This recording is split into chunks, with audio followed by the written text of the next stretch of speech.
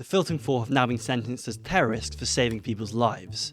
They've been sentenced to between 6 and 8 years in prison, which is worse than if you were caught selling the most extreme form of child pornography. And you'd still be eligible for release halfway through your sentence, an option not open to the Filton 4 because they've been sentenced as terrorists. They will also be constantly monitored for the rest of their lives, similar to how parole works.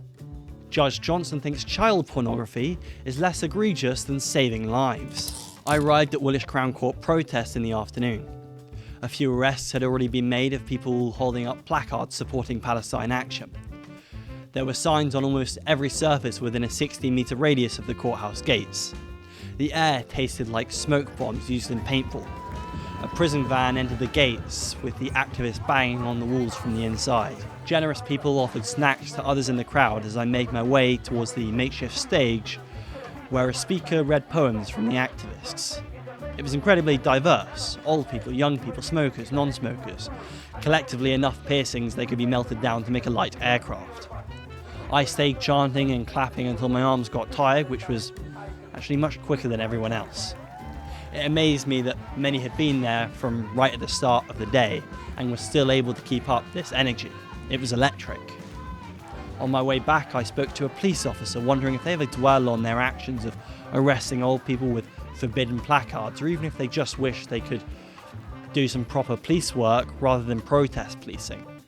He pretty much told me that he never really thinks about it and hasn't really heard colleagues talk about it.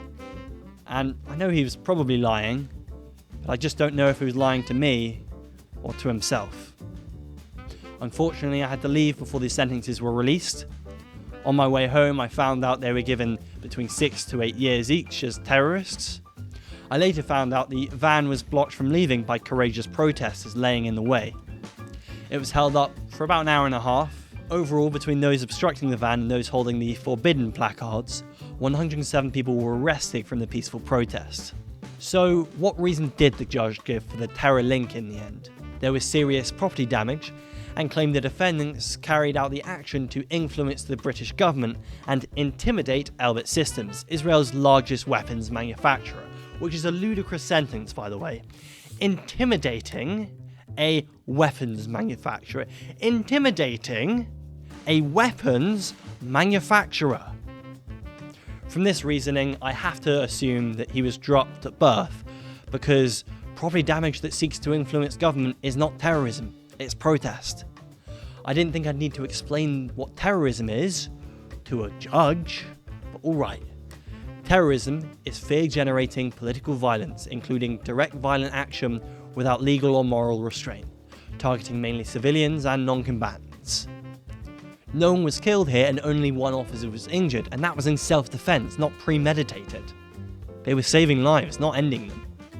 The average sentencing for rape is around 5 years, so these activists got more time than the average rapist. But again, the average rapist could quite likely only spend half that time in prison, whereas these activists must go beyond that.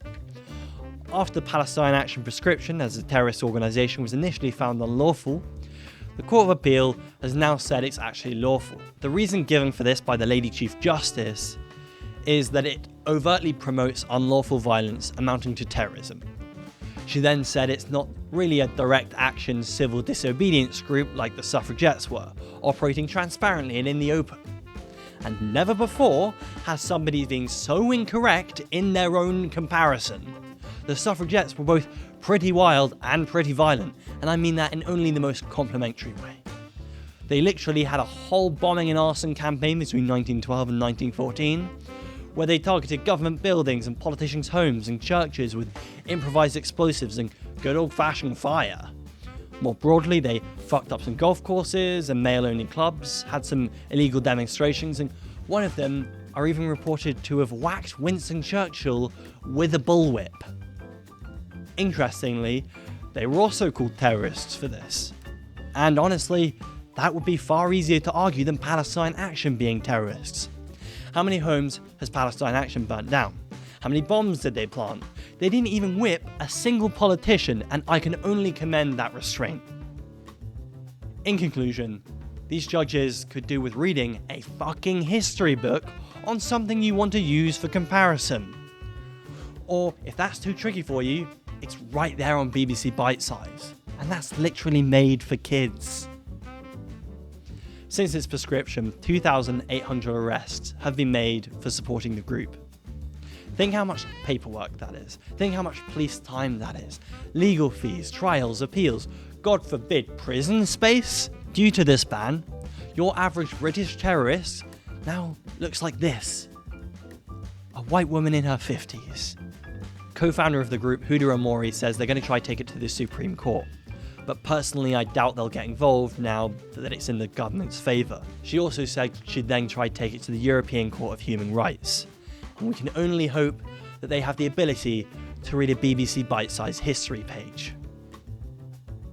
Thanks for watching this week. Only a quick one because it's a pretty recent development and I'm sort of experimenting with the algorithm a bit. Check out Defend Our Juries in the description. They're the group that's been running and organising these protests, and they always need volunteers for welfare and marshalling. But anyways, I've been a reporter, and this has been Pathos Politics. I'll see you next time.